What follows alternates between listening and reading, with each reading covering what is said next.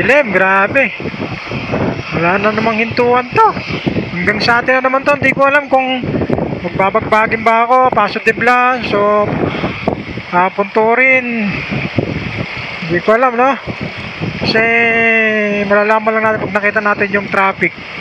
Eh, lalo't ginagawa pa naman yung sa may Punturin, yung shortcutan. Ginagawa yun eh. Kaya siguro pagka nakita kong mahaba na naman yung pila doon, eh back to reality na naman. Doon na naman tayo sa Paso de Blas. Kasi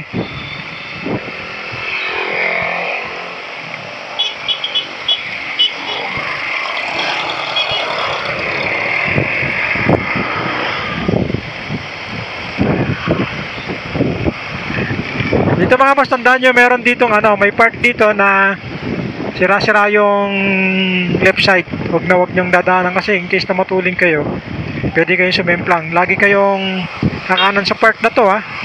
Sa part na to ng Bukawi na to, Barangay Wakas.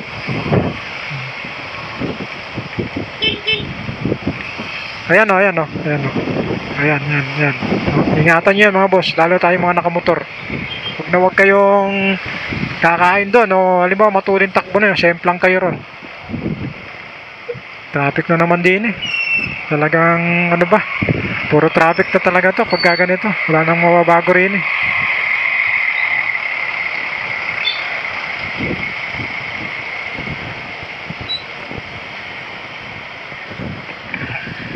Hindi naman dito binaba mga boss. Ang problema lang kasi mataas na rito eh.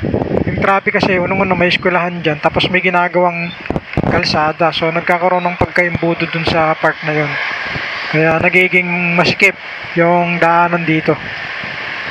Kaya magpasalamat nga tayo, motor tayo, yung daladala natin, kasi kung 4 wheels yung daladala natin, hindi tayo makakasingit dyan. Nakain tayo ng mahabang oras para lang makalabas tayo sa traffic na yan. Kaya malaking bagay pa rin yung nakamotor tayo. Kasi nakakasingit tayo eh.